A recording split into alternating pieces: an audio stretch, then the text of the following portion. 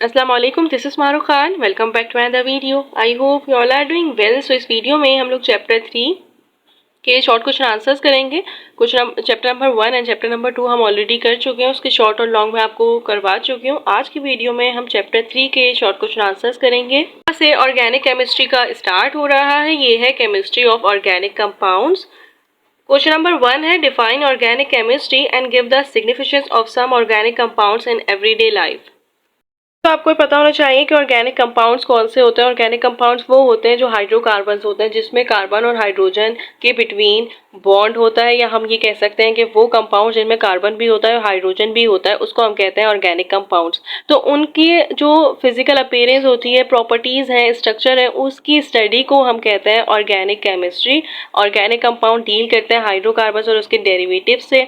यहाँ पे हम ये कहते हैं कि ऑर्गेनिक कंपाउंड्स में इथेन, इथीन, इथाइन आ जाता है, एल्डिहाइड, कीटोन आ जाता है, क्योंकि उसमें कार्बन और हाइड्रोजन के बिटवीन बॉन्ड होता है, वो हाइड्रोकार्बन्स होता है। कार्बोहाइड्रेट्स भी आपने पढ़ा होगा, तो वो आपने कहा होगा कि ये हाइड्रेटेड कार्बन कहलाता है, क्योंकि इसमें कार्बन और हाइड्रोजन का बॉन्ड होता है।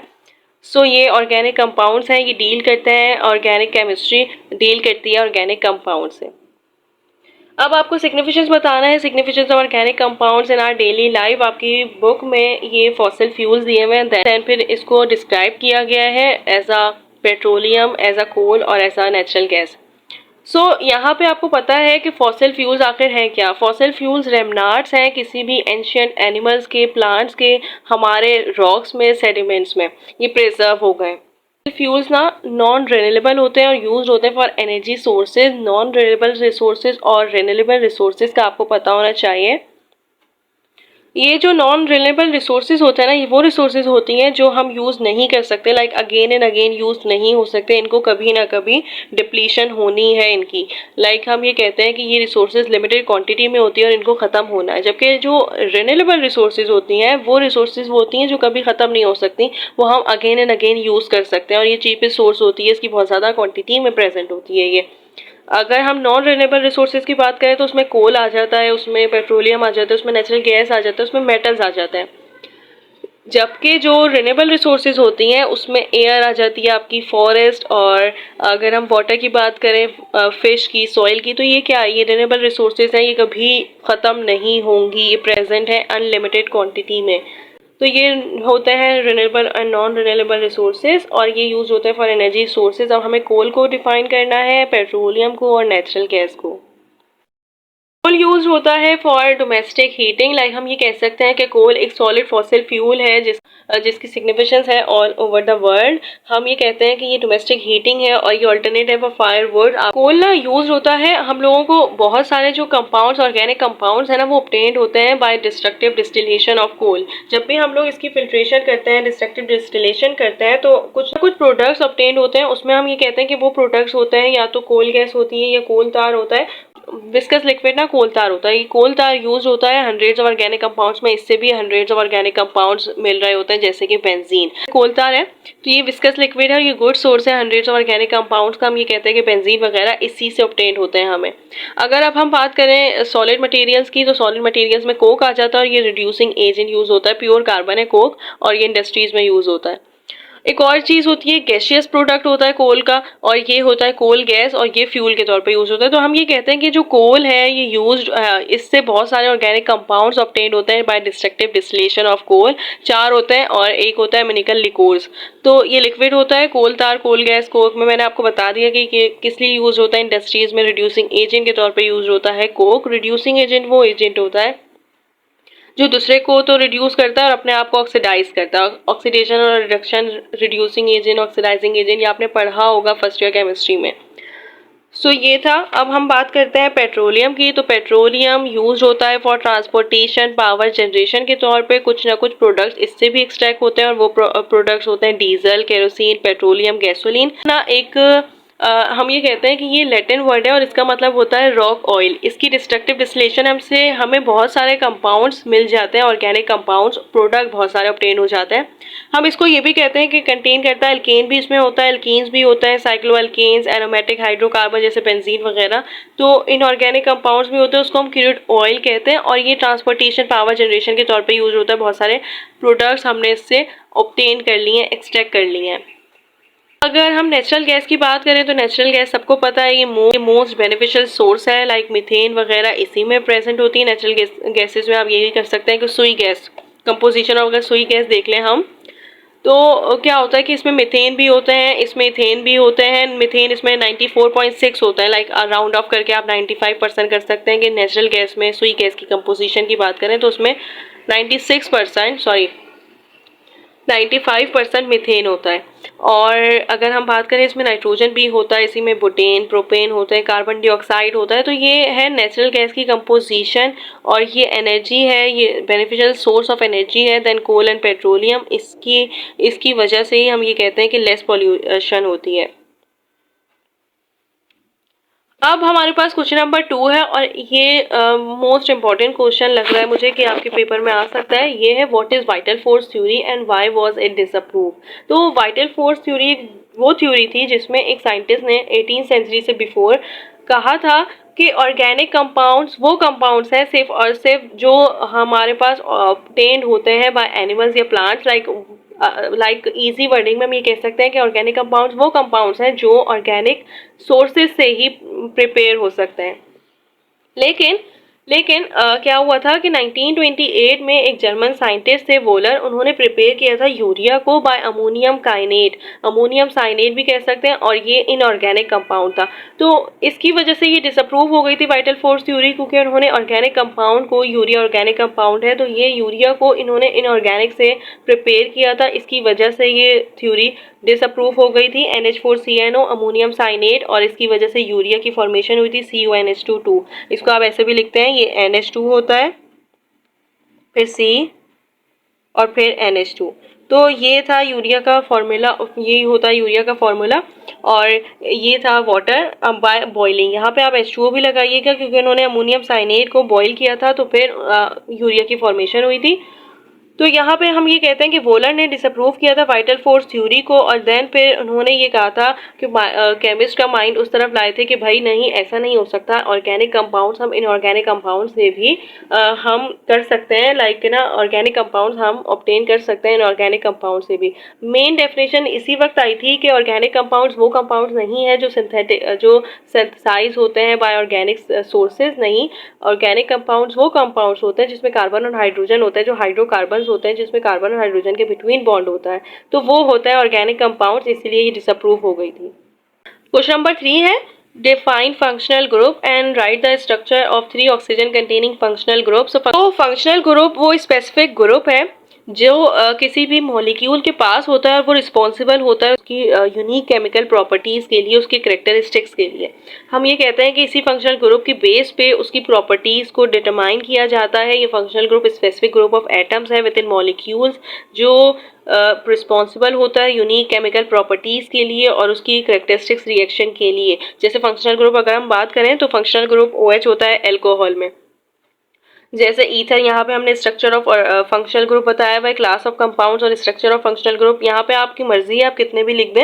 यहाँ पे 3 बोला हुआ था लेकिन मैंने यहाँ पे 6 लिख दिया, ये आपकी मर्जी है, आपको कौन से आसान लग रहा है। ईथर का फॉर्मूला होता है ROR। जैसे अगर हम बात करें डाइथाइल ईथर की, मैं आपको ना रिएक्शन बना के दिखा देती हूँ, वैसे आपको ईजिली याद हो जाएगा। की बात करें तो आप यहाँ पे फॉर्मूला होता है ROR। अब R कोई भी अल्काइल ग्रुप हो सकता है, CH3O हो सकता है, तो ये क्या हो गया, ये हो गया डाइमिथाइल ईथर। अगर हम यहाँ पे R की जगह इथाइल ले लें, इथाइल मतलब मिथाइल की जगह इथाइल ले लें, तो C2H5O C2H5 हो गया। तो यहाँ पे ये होता है कि डाइल मिथाइल ईथर है और ये डाई इथाइल ईथर है, तो ये ईथर का फॉर्मूला होता है ROR, और R कोई भी रेडिकल ग्रुप हो सकता है। अगर हम आप कीटोन की बात कर लें तो कीटोन का होता है फंक्शनल ग्रुप कार्बन के ऊपर डबल बॉन्ड ऑक्सीजन होता है, ये फंक्शनल ग्रुप होता है कीटोन का, और इसमें R और R कोई भी अल्काइल ग्रुप हो सकते हैं। जैसे आप एसीटोन ले लें तो एसीटोन का फॉर्मूला होता है CH3 C double bond O और CH3, तो ये हो गया एसीटोन। अब अगर हम एल्डिहाइड की बात करें तो एल्डिहाइड का फॉर्मूला होता है H। यहाँ पे आपके पास H आएगा और ये फंक्शनल ग्रुप होता है एल्डिहाइड का।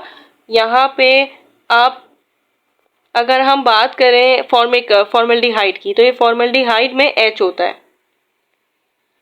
तो आपको बस ये याद रखना है कि फंक्शनल ग्रुप की बेस पे ही उसकी प्रॉपर्टीज को डिटरमाइन किया जाता है, उसके केमिकल रिएक्शन को डिटरमाइन किया जाता है। ये ईथर हो गया, ये कीटोन है, ये एल्डिहाइड है, ये एसाइल हैलाइड्स है। एसाइल हैलाइड्स में जो फंक्शनल ग्रुप होता है वो एक्स होता है। लाइक आप ये कहते हैं कि ये अल्काइल, सॉरी ये अल्काइल हैलाइड्स है। अल्काइल हैलाइड्स में आप कह सकते हैं कि ये ना सी, इसका फॉर्मूला होता है CnH2n+1 और यहाँ पे होता है एक्स।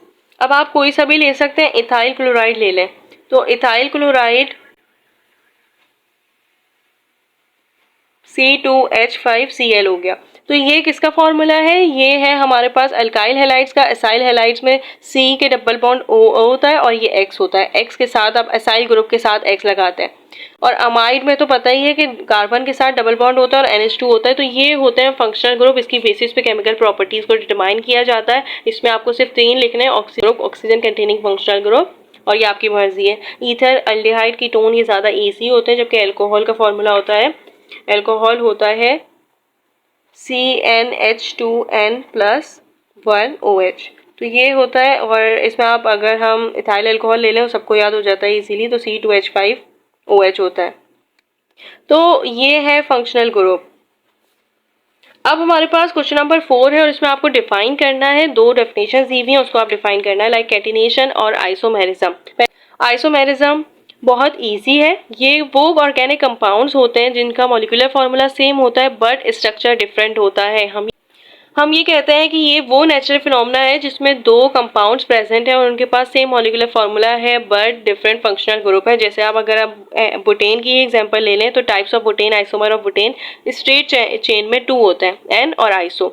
आइसो ये होता है कि सेकेंड लास्ट कार्बन पे आपके पास ना, मैं आपको दिखा भी देती हूँ, सेकेंड लास्ट कार्बन पे एक और रेडिकल ग्रुप होगा, जैसे CH3, CH और CH3। अब यहाँ पे सेकेंड लास्ट कौन सा है? ये 1 से यहाँ से स्टार्ट करें या वहाँ यहाँ से स्टार्ट करें, सेकेंड लास्ट यही बन रहा है। तो इस पे एक और रेडिकल ग्रुप होगा, ये हो गया CH3। तो आपको ये याद रखना है कि ये आइसो होता है जिसमें सेकेंड लास्ट के पास एक रेडिकाइल अल्काइल ग्रुप होता है।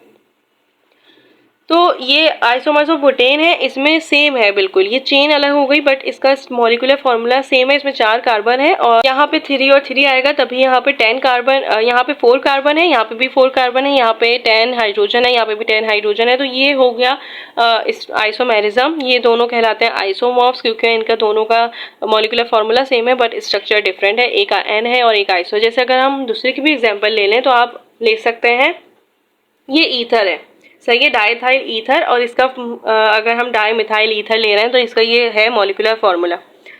अब अगर मैं आपको बोलूं कि अल्कोहल से हम इसका आइसोमेरिज्म कर सकते हैं, ये दोनों आइसोमॉर्फ हैं एक दूसरे के, तो हम ऐसे लेंगे कि ये हो गया ईथर डाई मिथाइल ईथर और ये है इथाइल अल्कोहल। ये दोनों एक दूसरे के आइसोमॉर्फ्स हैं क्योंकि इनके पास ना 2 कार्बन है और 6 O, और ये आ गया, ये इसका मॉलिक्यूलर फार्मूला आ गया। और इसके पास भी यही है, 2 है C6H2। तो ये दोनों एक दूसरे के आइसोमॉर्फ्स हैं, ये दोनों आइसोमर्स हैं क्योंकि इनके पास सेम मॉलिक्यूलर फार्मूला है बट डिफरेंट स्ट्रक्चरल फार्मूला है। यहाँ पे ये स्ट्रक्चर था और यहाँ पे ये स्ट्रक्चर है, तो ये दोनों आइसोमॉर्फ्स हैं। आप इनसे भी कर सकते हैं, एल्डिहाइड और कीटोन भी तो आइसोमॉर्फ्स होता है। फंक्शनल ग्रुप डिफरेंट है, आप ये देख सकते हैं कि अगर हम एल्डिहाइड और कीटोन की एग्जाम्पल लें तो एल्डिहाइड और कीटोन में एसीटोन ले लें। एसीटोन में ही मैंने आपको दिखाया था ये एसीटोन है। तो प्रोपाइल में 3 कार्बन होते हैं, हम ये करते हैं कि ये यहाँ पे मैं लिख देती हूँ CH3, CH2, CH3, CH2 और यहाँ पे ये हो गया। तो यहाँ पे ये है 3 कार्बन, यहाँ पे ये भी 3 कार्बन है, हाइड्रोजन यहाँ पे 3, यहाँ पे 3, 6, यहाँ पे भी 6 और यहाँ पे ऑक्सीजन। तो ये है एल्डिहाइड और कीटोन आइसोमॉर्फ्स है, फंक्शनल ग्रुप आइसोमॉर्फ्स है, तो ये आपको पता होने चाहिए। Now we are talking about catenation. Organic compounds carbon से मिलकर बने हुए होते हैं, कार्बन कार्बन की एक पूरी चेन होती है। तो कैटिनेशन वो एबिलिटी होती है जिसमें कार्बन एटम्स एक दूसरे के साथ कोवेलेंटली बाउंड हुए हुए होते हैं in different ways to form a long chain, या फिर ब्रांच में या फिर रिंग में। ब्रांच चेन में आप देख सकते हैं, रिंग में आप देख सकते हैं, रिंग में बेंजीन होते हैं, बेंजीन यूं बना हुआ होता है, तो ये रिंग है, सही है। और ये हो गया बेंजीन, लाइक कार्बन कार्बन एक दूसरे के साथ, ये कार्बन ये कार्बन ये कार्बन ये कार्बन ये कार्बन ये कार्बन, तो ये कार्बन एक दूसरे के साथ रिंग्स में रिंग्स में बने हुए हैं, डिफरेंट वेज में फॉर्म कर रहे हैं। जबकि लॉन्ग चेन में अगर हम इथेन की बात कर लें तो इथेन यूं होता है, तो इथेन, इथीन, इथाइन हो, लॉन्ग चेन में हो, रिंग में हो, ब्रांच चेन में हो, साइक्लिक कंपाउंड्स में, जो साइक्लिक कंपाउंड्स है वो यूनिक प्रॉपर्टी होती है कार्बन की कि वो एबिलिटी होती है कि वो बॉन्ड कर सके अदर कार्बन एटम से कोवेलेंटली, उसको हम कहते हैं कैटिनेशन। ये यूनिक प्रॉपर्टी ऑर्गेनिक कंपाउंड्स की कहलाती है कैटिनेशन। So that's it. इंशाल्लाह नेक्स्ट वीडियो में मैं आपको 5, 6 एंड 7, 8 करवाऊंगी। जब तक के लिए अल्लाह हाफिज़। All the best to all of you.